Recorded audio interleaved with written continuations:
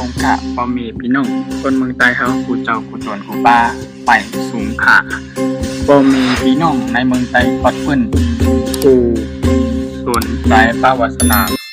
ถ่อมข่าวถ่อมเงาติดตามข่าวสารบ้านเมืองนั่นนะครับเนาะในวันมื้อนี้ก็แม่นมาในวันที่10เดือนที่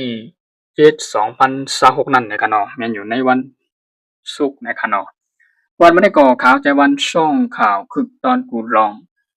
จังแต่ละมีหัวข้อข่าวอิดอ่อนพอดตอนหนึ่งนะคะเกี่ยวกับไปลองเงาลายนอกเมืองและปางตึกและยื้อกันอยู่ในยามพ้องมื้อเหลียวในนะครับเนาะได้ว่าเป็นเงาลายอันตึกกันหาวแฮงไว้ในการตั้งภายตั้งจุ่มกองทัพเอ็นแฮงเมืองอิหร่านและตั้งภายผู้นำกองทัพเอ็นแฮงอเมริกันนะครับเนาะ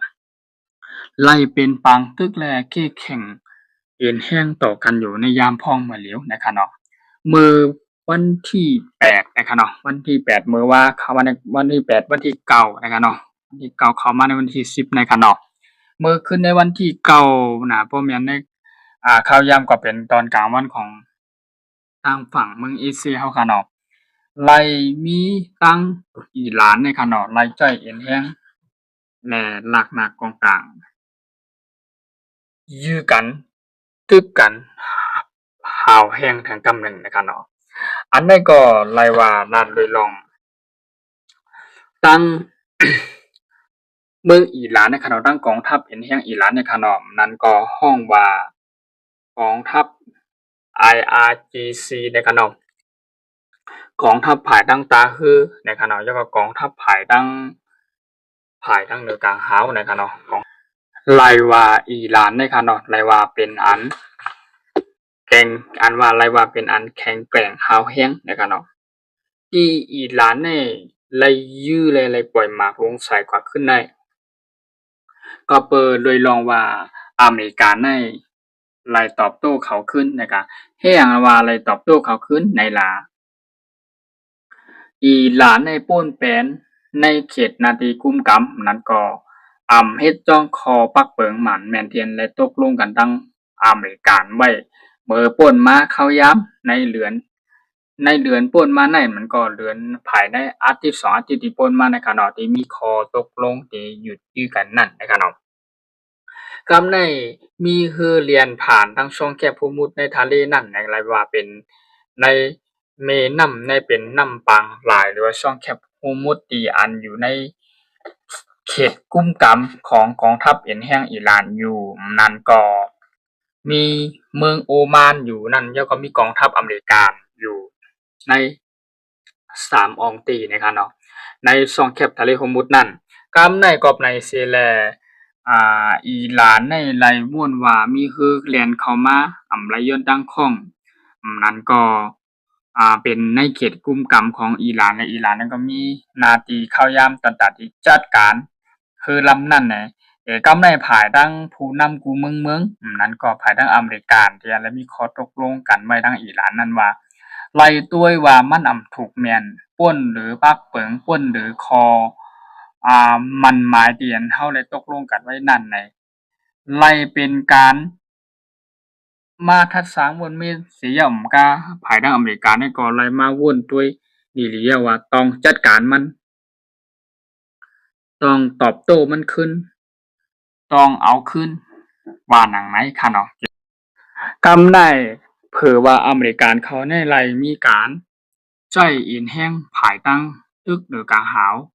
กันเนาะใจเฮอร์วินภายตึกเหนือกลางหาวใจขีปนาวุธใจเอ็นแห้งของทัพภายตั้งเฮอและยื้อหมากที่เฮอนั่นขึ้นลงใส่ฐานทัพอิหร่านอันอยู่ตั้งตอนตายเมืองอิหร่านค่ะเนาะแถวตั้งเกาะคาดนะใช่ค่ะเนาะมีเกาะคาดว่าตั้งเจออันที่อันอยู่จำได้มีน้ำช่องแคบทะเลฮอร์มุซในขณะเนาะมีกองทัพเอ็นแห้งอิหร่านอยู่นั่นค่ะเนาะทำได้เฮ็ดให้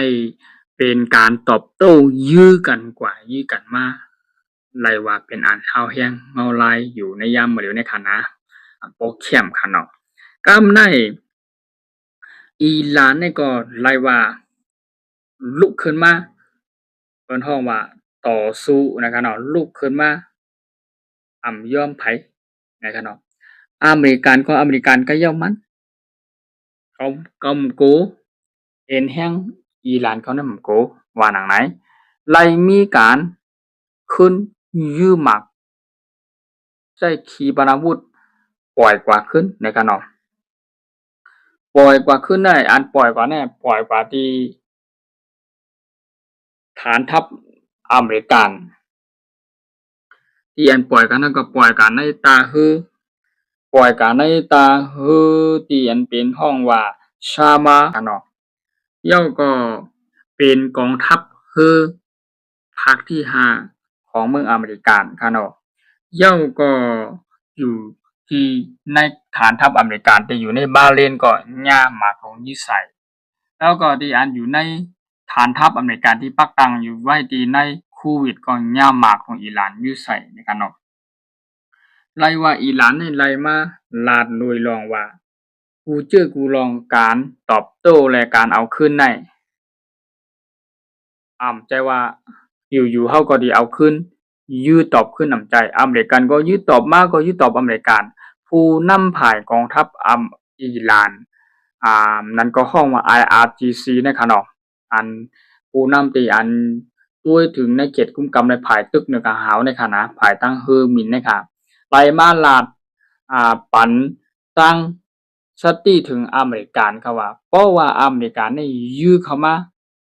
สามปุนอีหลานเนี่ยดิยื้อเข้ามาขึ้นตาสีปุนค่ะนะโอ้ยื้อเข้ามาสิบลูกกองทัพเป็นแห่งอีหลานเขาได้ยื้อเข้ากับเศร้าลูกว่าหนังไหมยอมในไรมีการตอบโต้กันกว่าตอบโต้กันมาเถียงกันกว่าเถียงกันมาจึงหยังว่านะคะเนาะก็ในสิแลภายตั้งอ่าอเมริกันนี่ก็ได้มาลัดเลยลองว่าเป็นการที่อันตอบโต้ในยื้อกันนะครับเนาะ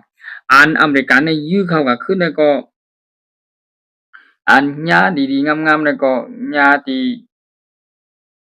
เมืองอิหร่านที่อันเป็นเกาะคับนะจ๊ะนะครับเนาะแล้วก็อาบัดนะจ๊ะนะครับเนาะนั่นก็จะเป็นเมืองซีริตนะจ๊ะนะครับเนาะที่อันละยื้อเข้ากว่า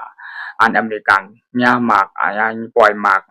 ยื้อขีปนาวุธเข้ามาในอิหร่านนะครับนะกำในอิหร่านนี่ก็ไล่ใจขีปนาวุธมันก็ใจหลักหนักกองกลางใจคือมิน5ใจกล้ามาต่างหลักหนักกองกลางอันเป็นขีปนาวุธนั่นขนมมีหลายเมียว มีหลายๆเมี่ยวค่ะที่อันอิหร่านเนี่ยขึ้นตอบโต้ยื้อเข้ากับขึ้นในเมืองอเมริกันที่ฐานทัพอเมริกันที่อยู่ปักอยู่ในเมืองคูเวตก็เย้าปักอยู่ในเมืองบาห์เรนก็เย้าปักอยู่กันในกองทัพเป็นแห่งทาคือชามาก็เย้านะครับเนาะที่อันตั้งยิงอ่านที่อันกองทัพเป็นแห่ง IRGC อิหร่านเนี่ยยื้อเข้ากับประที่ให้มันถึงนั่นก็ห้องว่ากองทัพ IRGC ปฏิวัติอิสลามที่ว่านะครับเนาะเป็นกองทัพภายตั้งทุกเนี่ยก็หาเลยว่าเป็นอันแข็งแกร่งหาวแรงเหมือนกันค่ะนะกองทัพอิหร่านนะคะนะกำในที่อันอิหร่านยื้อเข้ากันเนี่ยก็เกี่ยวกับในรองในแม่น้ำทางภายที่อันอเมริกันเขากุมกำอยู่นั้นก็มีเมืองโอมานเที่ยงอยู่นั่นก็ทั้งภายทางอิหร่านเขาก็มีเขตกุมกำอยู่นั่นก็อยู่ในน้ำช่องแคบทะเลฮอร์มุซนั่นค่ะเนาะที่ในห้องว่าเบอร์เซียนะคะเนาะที่อันขีปนาวุธอันอิหร่านได้ยื้อเข้ากว่าได้ค่ะมีหลายขีปนาวุธค่ะแล้วก็ยื้อเข้ากันในฐานทัพอเมริกันได้มีหลายฐานทัพค่ะนะขีปนาวุธนั่นก็หมากเรียนยื้อเข้ากันนั่นก็เป็นหมากเรียนยื้อได้ไกลกำได้ข่าวได้มาลาดลุยลองขีปนาวุธเตียนอิหร่านได้ยื้อและตอบโต้กับขึ้นเมืองอเมริกันหรือว่าฐานทัพอเมริกันนั่นค่ะนะมีอย่างหลายๆนั่นก็ห้องว่าขี1บัด1ขีปนาวุธเชื้อเพลิงนะครับเนาะเชื้อเพลิงแข็งค่ะว่าเนาะความแม่นยำสูงนะความแม่นยำหมายความว่าเป็นขีปนาวุธเป็นหลักหนักอันแข็งนั่นขนาดเนาะแข็งแล้วเยี่ยมแม่นน่ะตั้งแม่นน่ะแม่นดีที่สุดกว่ายื้อไหลตั้งกายมันน่ะ3ปากถึง5ปากลักไม้ทะเลค่ะนะ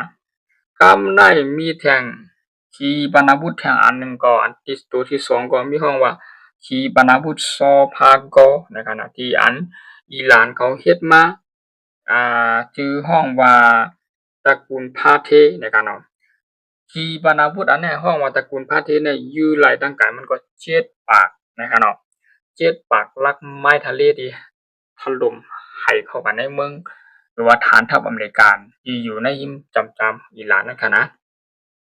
กำได้ที่มีแทงกีอาวันขีปนาวุธเนี่ยกีอาวันขีปนาวุธตัวที่สามกันนะ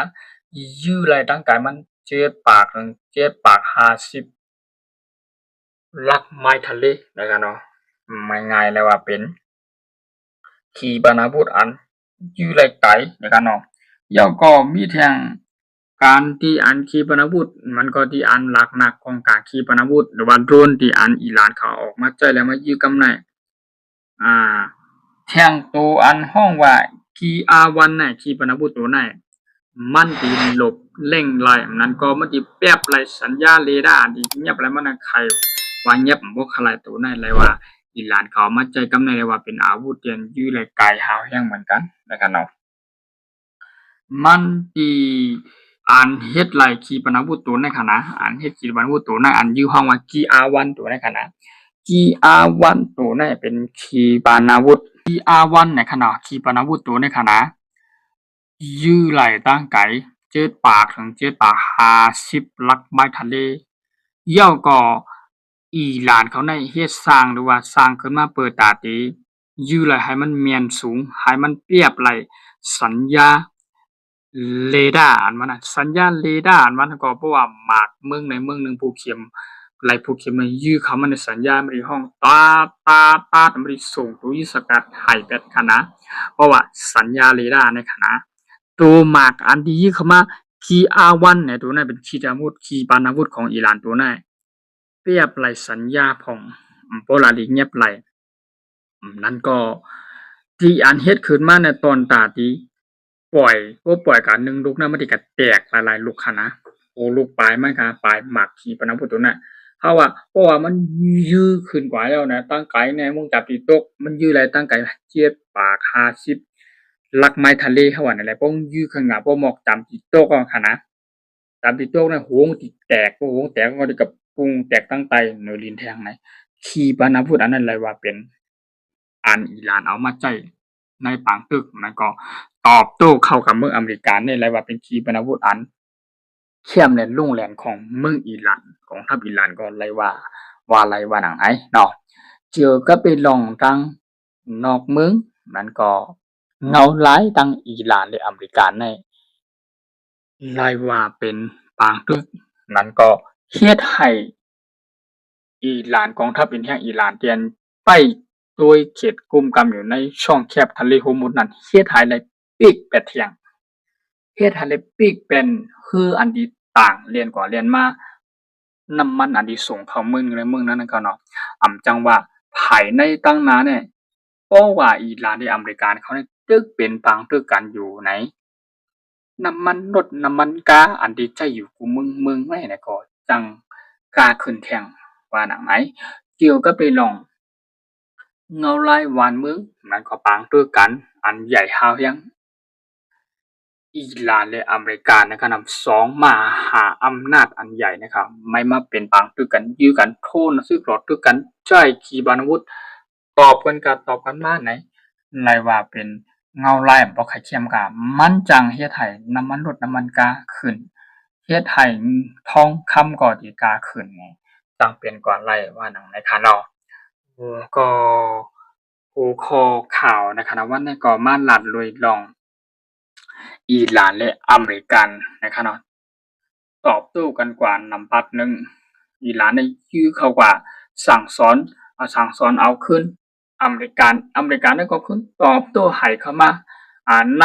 คืนหนึ่งในวันเดียวกันนะอเมริกันเนี่ยโต้ปันอิหร่านเนี่ย2 ตีกันนะ2กำไล่ว่ามึงลงต่อมึงลงให้กันค่ะเนาะมึงลงต่อมึงลงให้กันค่ะอเมริกันเนี่ยจ้อยขีปนาวุธเตียนอยู่ในฐานทัพกองทัพคือปล่อยขึ้นกว่ายื้อเข้ากับที่ฐานทัพในอิหร่านแล้วก็ใจปาตังขีปนาวุธมันก็ใจคือวินตึกภายในกลางหาวน่ะซับเข้ากับที่เมืองอิหร่านแทง ที่กองทัพอิหร่านเนี่ยขึ้นไห่มากขึ้นขนาดเนาะมีหมากจึงหือมีหมากลักนักกองกลางซึ่งหืออันเข้มอันไปยามมาใจด้วยในบางตึกในอิหร่านก็เอากันนะต่างรถต่างกล้าไห่ขึ้นมาขึ้นอ่ะเปิดติตอบโต้ทางอิหร่าน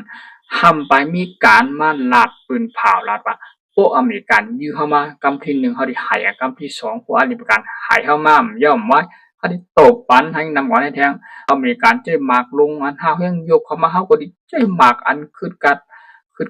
ปานในเมืองเดียวเฮาเฮ็ดก็มาได้ตบเข้ากระแทงว่าไหนต่างยิงอ่านแหลกเป้าหมายที่อันอิหร่านที่ยื้อเข้ากันได้ก็มี1คูเวต2บาเลนครับ3ท่าฮือ